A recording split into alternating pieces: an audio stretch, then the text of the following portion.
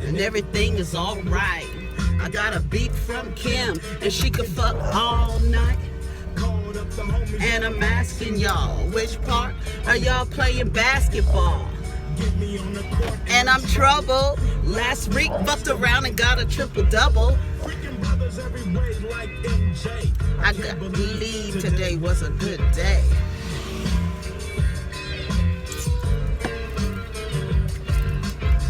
What's up, y'all? Was it a good day, y'all? Was it a good day? Didn't even get no static from the cowards, but yes, yesterday them fools tried to blast me. Saw the police and they rolled right past me.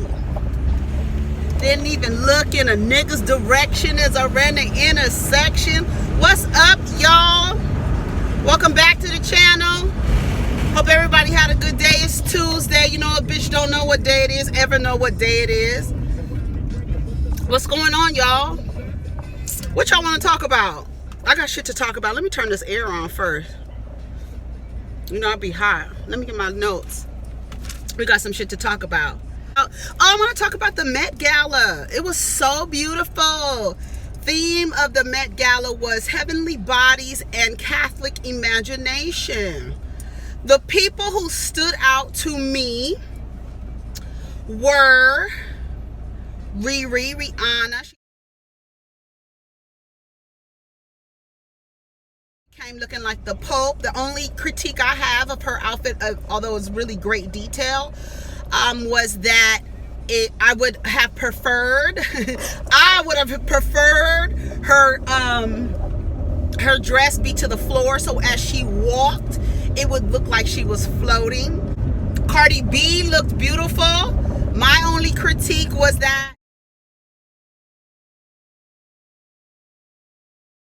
the outfit was too much of her complexion and kind of drowned her out.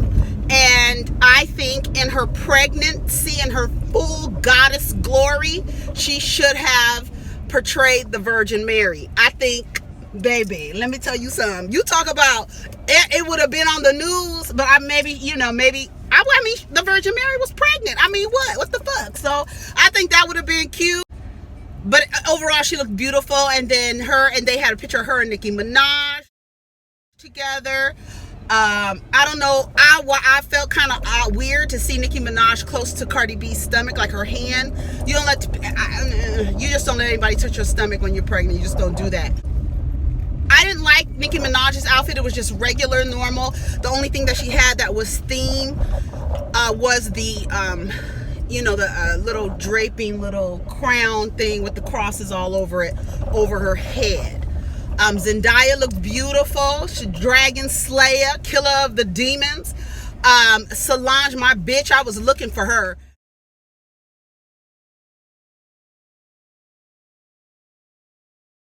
She was so beautiful, and she had on a do-rag, and she just looked so beautiful. She had a cape that said, "My God, where's the do-rag?" That shit was so fucking dope.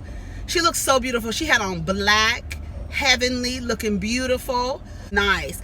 Puffy and Cassie, they looked really nice. I thought their outfits were just, let me tell you what I got from my interpretation of their outfit.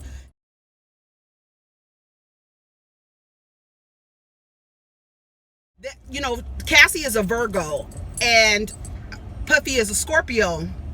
And you know, if you look at the glyphs of both signs, one is representing male, one is representing female, but the Virgin is known as the Virgin. So naturally a Virgo should be in white. And then the Scorpio is the mysterious, sensitive, sexy type. He had on white. So they were like, they switched. Like he had, I thought that was cute. That's how I interpreted. I don't know if that was their intention. SZA looked like a fucking god, like beautiful, just fucking beautiful. Like that's her shit. Like she's a fucking nymph, like just beautiful, just fucking dope. Kim Kardashian, her sisters Kylie and Kendall, they never come in theme. But one thing I don't like is Kendall is supposed to be like a supermodel. So I'm trying to figure out why she wouldn't come all decked out in the avant-garde attire, you know, that is supposed to be the Met Gala. They are supposed to come dressed like this is shit that you cannot wear anywhere. Kim Kardashian had on a goddamn, like I said earlier, looked like she had on a maxi dress, a gold lame maxi dress from Old Navy in a medium. That's what it looked like. You had on a little tight ass, regular ass dress that you would wear to anywhere. It wasn't, you know, it wasn't spectacular. Kylie came with Travis Scott. I liked his outfit. It was nice. Sarah Jessica Parker, who I was looking for, and I didn't even get to see her shit until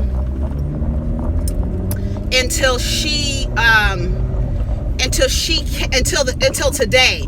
It was last night. I didn't see her stuff. I'm always looking for Solange, Rihanna, and Sarah Jessica Parker, to be honest. Because Sarah Jessica Parker always goes the fuck overboard, and that's what the fuck you're supposed to do. They were really doing it. Madonna did it, and the theme is perfect for Madonna. She really didn't have to go. Somebody said Madonna as Madonna.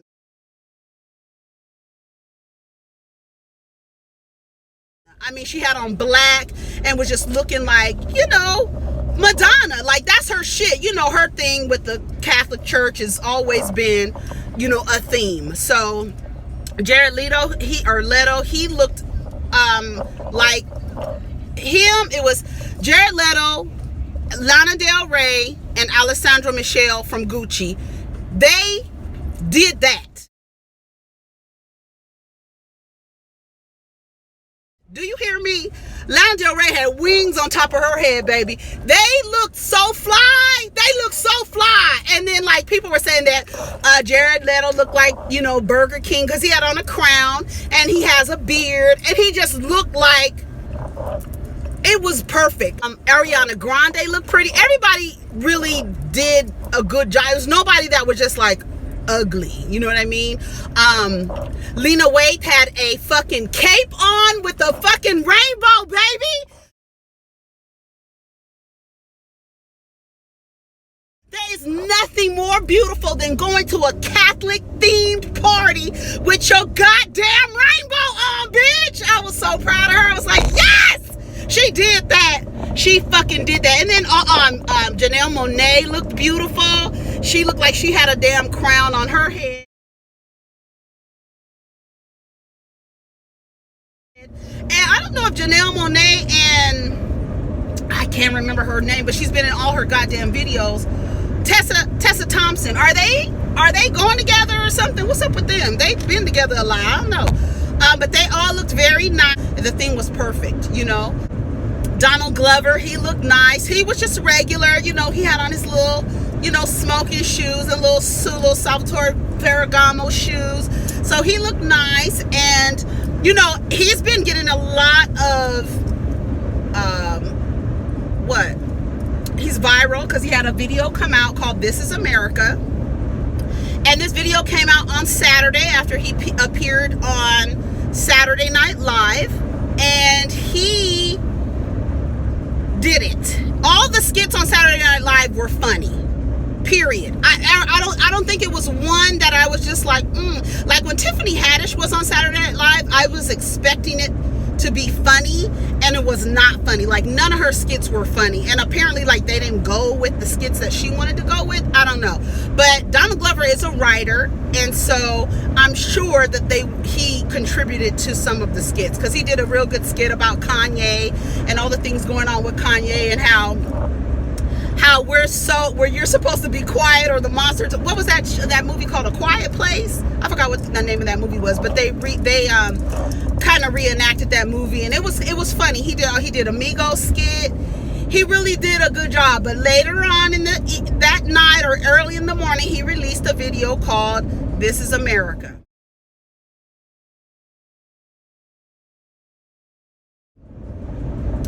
And I have to say, just being honest, at first I watched all the dancing.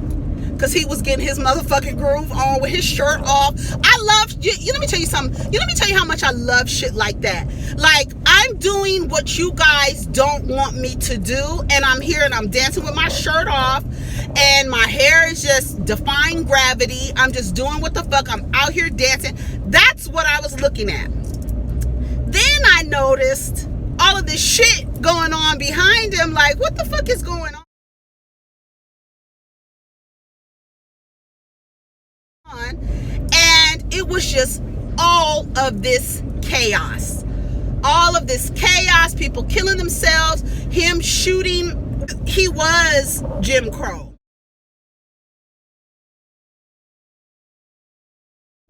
He shot the man playing the guitar at the beginning, handling the guns with so much care and love. Suicide, killings, police brutality, the South Carolina church shooting.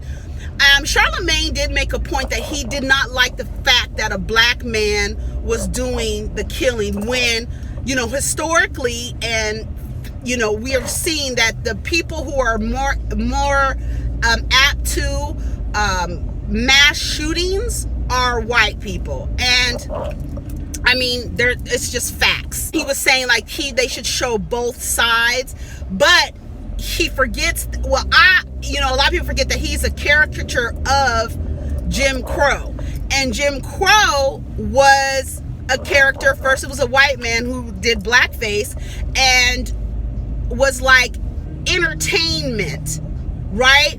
So this idea that black Americans are here in this country as a form of entertainment while we ignore everything that is affecting us and our community, and also society as a whole, who pays attention to the foreground and never pays attention to what's going on in the background. So distracted by the dancing and the I'm so pretty and getting your money, and worried about all of that, but not worried about these kids who surrounded him, which to me represented the future and impressionable children, doing everything he was doing. Every single dance he was doing, they were doing. So that was just like, okay, these kids are watching you, they're mimicking you, and at the same time, you got all of this chaos going on behind you. People with their phones filming, a man jumping off, which to me, I believe represented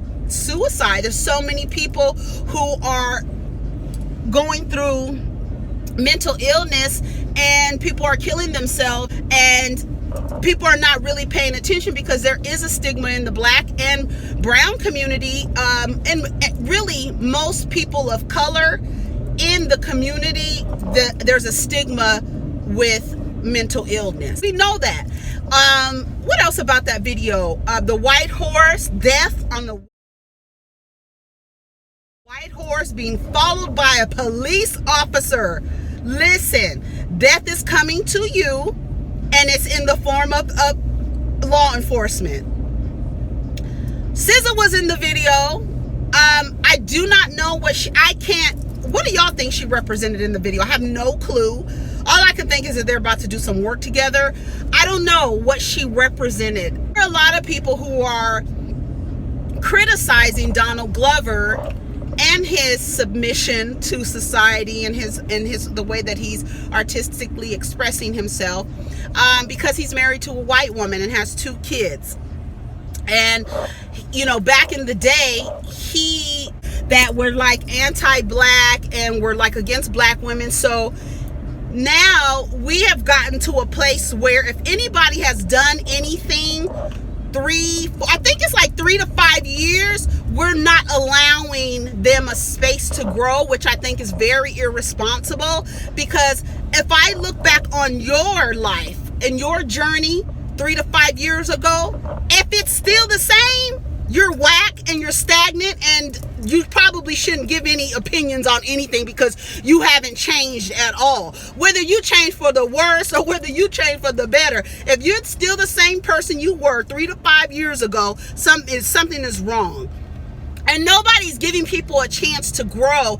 And like I said, these binary ideas that we have about how how art is supposed to be consumed, or how we are supposed to receive people when they're talking about things that affect our community, it's a hard line, and we're not giving anybody any chance. The only time that I think that looking at somebody's post or tweets from 3 to 5 years ago, or their music, or anything that they've contributed to society, anything that they've put out there for us to consume, the only time I think it's relevant to bring in old tweets is if there's a pattern of behavior.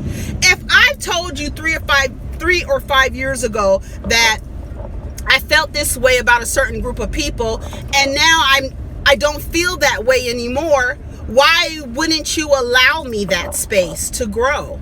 You know? And then there was this talk about nerdy black kids, or black kids who don't,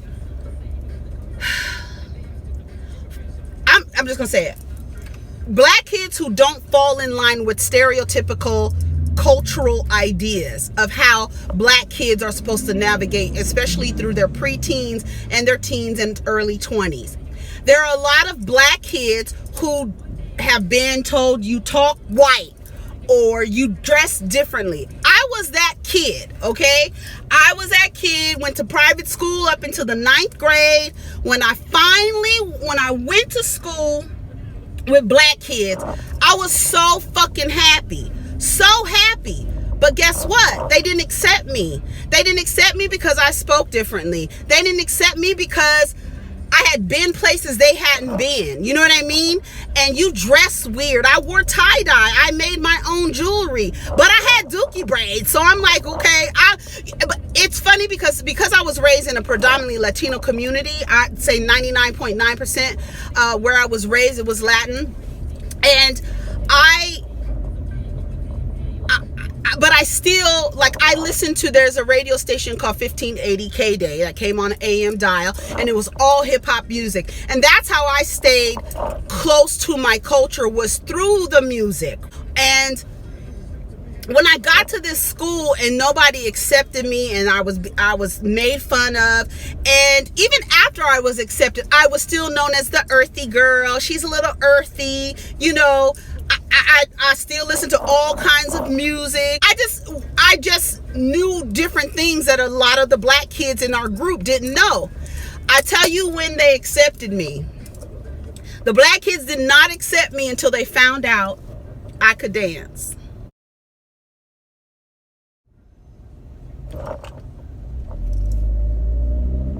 Now, if that doesn't mimic what a lot of these, I mean, it's just like, when you found out I was entertaining, then I was accepted, but I was still like weird, you know, different. She's always been a little different, you know, but a lot of people were saying that about Donald Glover. And the fact of the matter is, if you, and I'm gonna be honest, black girls, if you don't have no fucking swag, if you not fly like these niggas we seeing on the videos and shit and on TV and shit, if you don't represent that or emulate that, they're not fucking with you. We're not gonna fuck with you. You don't have no swag. Now, as you grow, you start seeing that some of those things aren't as important as other things.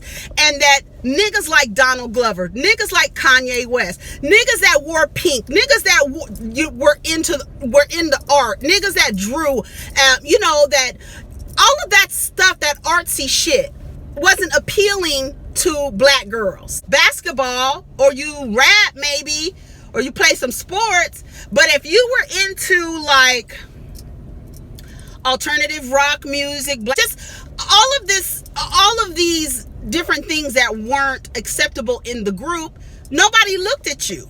But see, these black boys, they went off to college, and guess who was fucking with them? The white girls. So so weird. It just stopped. That's so fucking crazy. Anyways, so yeah, what I was saying, yeah, so the black girls will tell you the same thing. Nobody fuck with them except for the white boys, because they were into shit that the black kids collectively were not into. It's like, I don't know. And can you be pro-black and be married to a white woman or a white person? You know, I just don't have time. Some of the cast members from Dear White People were on The Breakfast Club, and one of the characters, I think the one that plays Coco, I can't remember what her character's name is, but she explained that it's not for her. And it's not for me either. And I'm going to tell you why. Because I don't have time to be explaining to anybody why the fuck it was so dope that Solange wore a do-rag to the Met Gala. I don't have time to explain that to anybody. You feel me? So it's just not my thing. Other motherfuckers didn't know who Donald Glover was until he thanked the Migos for making Bad and Bougie at the Golden Globe Awards. Motherfuckers didn't know who he was until they found him on the soundtrack of Get Out. So everybody likes him, but now you're like, oh wait, I don't like him because of this. But Donald Glover is very, very talented. And I believe, unlike Kanye, he is being responsible with his artwork.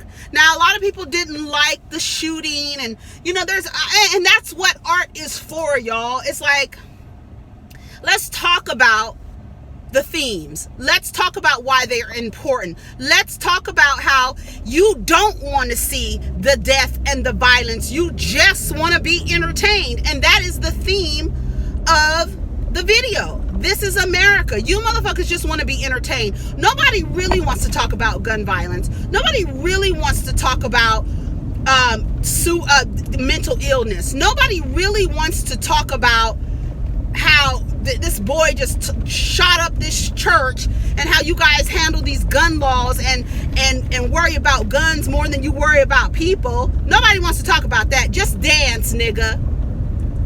Make that money, black man. That's no.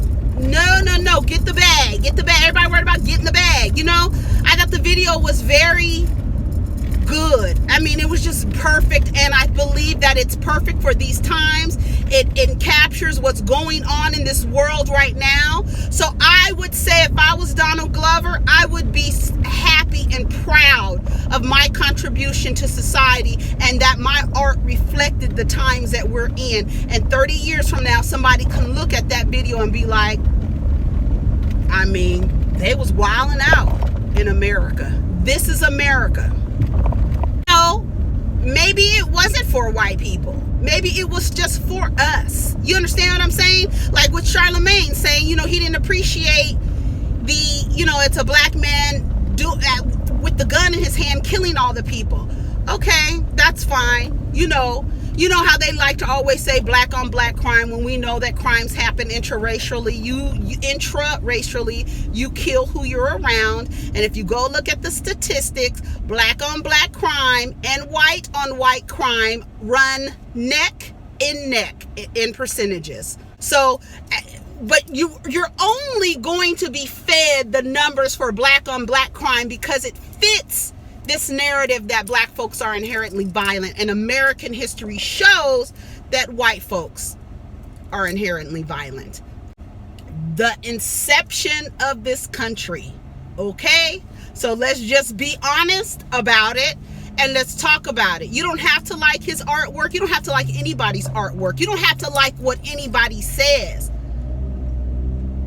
But if you don't like the art that somebody is putting out for society, make your own art. What do you want to say? What do you want the world to know about what's going on around you from your eyes? We have all these platforms to do all of these wonderful things, to document. Nobody can change the books on slavery. Nobody can say that the slaves came willingly and they were immigrants who came willingly. Nobody can say that, because there's too many of us retelling these stories.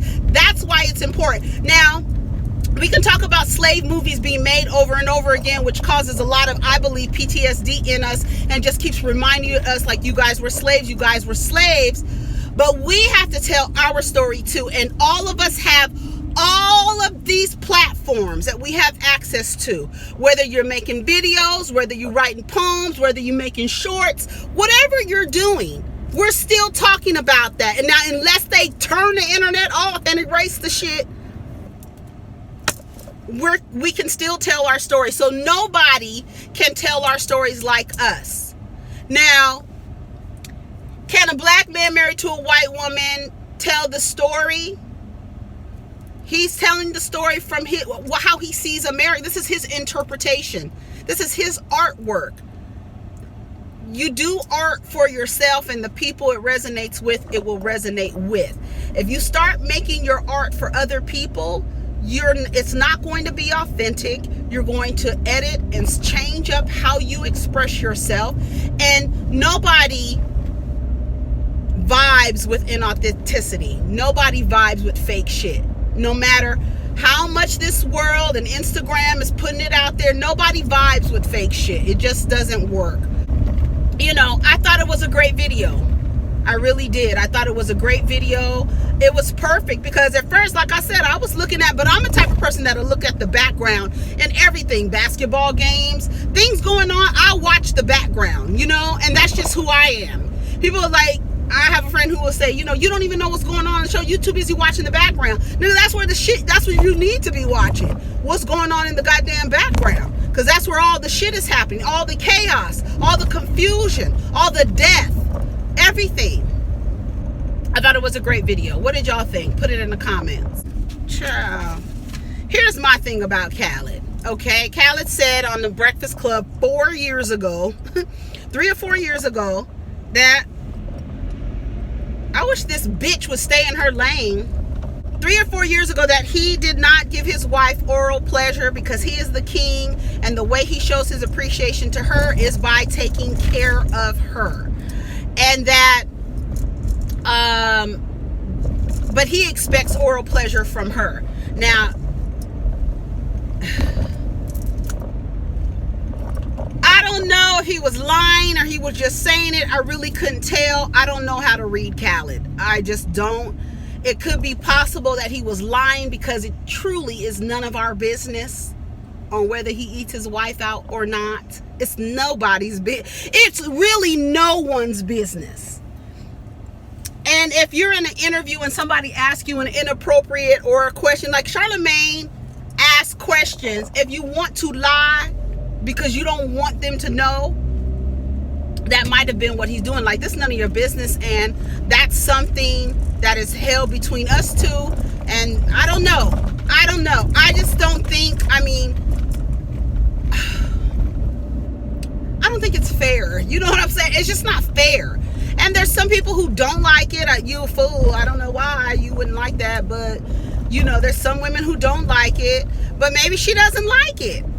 You know, they were showing some videos of her practicing with her trainer, and everybody's making jokes like he probably the one that's eating her coochie. So, because let me tell you, honey, I remember back in the day where they used to be like, black girls don't suck dick, and black girls don't do this, and all the white girls do. Let me tell you something, black girls been doing it. You just probably wasn't lucky enough to get it done to you, number one. Number two, the same goes vice versa. You're not servicing your partner, you best believe somebody is. And that goes for women too. Don't let the smooth taste fool you. That lady almost got killed, this truck. I don't know. Was he lying? Maybe he was like, this is none of your goddamn business. I'm keeping it to myself. But they're pretty open on the Breakfast Club. So I hope it's not true. Because you do all that shit and do all that extra shit, and you're not putting your face between your woman's legs, and I gotta put up with all this extra bullshit you putting on. But truth be told, Khaled's always been like that. Like, you know, with the affirmations and trying to be super duper positive and trying to give, like, you know, give positivity out. He's always been like that. But, you know, you put a camera in front of somebody, they get a little extra. You gotta put up with that, and you're not facing the nation, my nigga. I don't know, baby. You better step up to the mic like you got some goddamn sense for that trainer be giving her what she needs. No, sir. Kevin Hart, his friend extorted him and was trying to ruin his life. What would y'all do if that happened to you? If you had a friend that was trying to blackmail you and trying to extort you and trying to ruin your life. You know, Kevin Hart just seems like the type of person who would just give it to you. Like, why? You don't have to ask me. You know what I mean? You don't have to extort me, nigga. All you gotta do is ask if you need some money. I don't get that. I just think that's so weird and just so evil and vile. Like, you was willing, what if he lost everything? Kevin Hart could have had the potential to lose everything. The way that they snatching shit from people for the craziest things that happened years ago, and you want to do this to your friend? And this is the thing. This is how you know the nigga's dumb. You trying to take money from your friend's pocket, and that means that's going to take money out of your pocket, you dumbass. Like, I just don't understand people. I just don't get it. I don't know what I would do if that happened to me, but people get betrayed every day, and I don't know why that there's a quote that says the people that will betray you are the ones closest to you. Your enemy is not going to betray you. They're your enemy. You don't expect them to do anything for you. Why would if you're being betrayed by somebody, that means that you trusted them and they were close to you in a particular way. An enemy could never betray you. So that quote that's going around saying it'll be somebody close to you before it's your enemy. Enemies don't betray you. Get the fuck out of here. That doesn't even make sense. But anyway, R. Kelly.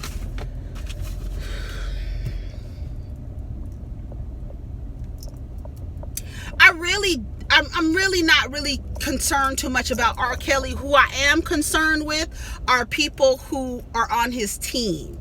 Like, what the fuck? How are you on R. Kelly's team knowing who this man is and knowing what he does?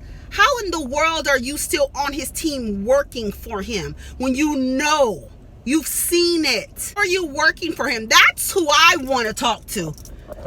Y'all not writing books? Y'all need to write a book, because, and then apparently some girl who was in charge of this AKA chapter, I think in Atlanta, was in charge of the girls, honey. It's like everybody keeps saying, oh, these girls are 20, they're of age. Let me tell y'all something. When somebody has mentally broke you down, it does not matter how old you are. A lot of you people still follow this organized religion. That's a damn cult and the brainwashing techniques that have been conditioned over time through slavery. If you really want to talk about it. So, I was just doing some studying and was found out that when people are in cults, their dopamine levels increase the same rate as a drug addict who wants that next fix. And dopamine, when the dopamine levels increase, you continue, and it's hard to get out of cults. I don't know if you guys watch cults, documentaries on cults at all, but it's not an easy thing to get out of, and it doesn't matter how old you are. And if this man is controlling them through sex, breaking them down mentally, isolating them from their families, it's not easy to get out. All of these women are in this situation because he wasn't put in jail from the beginning. He should have been put in jail when he married a 15-year-old girl. I don't care how old these women are. I don't, and it doesn't mean anything. Oh, where they're consenting to it. Yeah, they're brainwashed. It's easy to be brainwashed. Y'all be thinking y'all so, and y'all be brainwashed by some shit too. I mean, like, if you really want to talk about it, the conditioning that can happen over time, and especially when you get somebody who doesn't have a strong support system, you can really take them, isolate them, and have them in a cult, and they don't even fucking realize it. Sex slaves, having sex, you having sex with multiple different people, him giving them drugs, altering their mindset so they're not able to make informed decisions. Don't act like just because somebody is 18, 19, 20, 21 that they have full control over their minds after they've been broke down. Like, come on, y'all gotta be better than that, and don't be excusing it. Just because you want to dance to his music, don't excuse his violent ass behavior. That's the crazy part. Pattern of behavior, like I just talked about. There's a pattern of behavior with this man. I really want to know why he has people still working for him. A lot of the people that work for him have, parted ways or what have you. But there's some people who are still, honey, he'd be sitting in that goddamn house all by his fucking self. All by himself. And you can't report nobody missing who willingly goes with somebody. You know, you just can't do that. So these people who care about their adult children, they can't do anything. These people are of age. But that does not mean they're being controlled and manipulated. It does not mean that. You know? So, I don't know. It's finally coming down where people are canceling shows and different things like that. But it's the women who are like 46 and up, the aunties. They still listen to R. Kelly. They still stepping into the name of love. Let me tell you something. I used to work out at the gym over here by my house, and I used to take a little Zumba class, and the girl would end with Step in the Name of Love. I would get my shit and walk the fuck out. I'm not dancing to him. Everybody has their principles, and everybody has their hard lines. And my hard line is I'm not dancing to a pedophile. I'm not doing it. I just won't do it. I just won't do it. I won't do it. I Wish used to be my shit. Reminded me of my grandfather when that was the year my grandfather died. I remember that. So that's a song that, you know, music holds emotional attachments to us. But I refuse to listen to R. Kelly. No, I don't give a fuck. I'm not buying nothing of his. I'm not supporting him. I'm not giving him money so he can furnish his dungeons. No, I'm not doing that. And honestly, the motherfuckers who work for him, they need to be looked at. Because if you are working with somebody whom you know is doing some foul shit, you are co-signing that foul shit. And if you co-signing that foul shit for a check, my nigga, your soul is real fucked up. And I'm just gonna say it. Gonna happen. And again, y'all need to stop saying, well, Harvey Weinstein is going to get his day. If you want these motherfuckers to go away, you have to get as much evidence. You got to get everybody on board. It has to be, because as we see, when it comes to crimes against women, nobody really gives a fuck. They really don't. So, and they're really forgiving too. So forgiving. You know, look at Roman Polanski, Woody Allen. You know, they said Bill Cosby and Roman Polanski has been removed from the association, the arts associate. What is it? Association, the Academy. I can't think of the whole motion picture arts and sciences. They've been ousted out of that committee or whatever. They did the same thing to Bill Cosby. They did it to Cosby. They did it to Roman Polanski, who was, I think he was a 32-year-old man having sex with a 14-year-old, 13-year-old girl. Something ain't right, y'all. That shit is sick. I really, like I said, R. Kelly, the people who work for him, they need to be looked at. They really do. Anyways, that's all I got to say about everything. I'm going to edit this video. I'll put it up later on this evening. And I hope y'all had a good day. And I will see you later. Don't forget to like, subscribe, and comment. And let me know that you stopped by. And don't forget to write me at politeasfckpod@gmail.com. All right, peace. Take care of each other.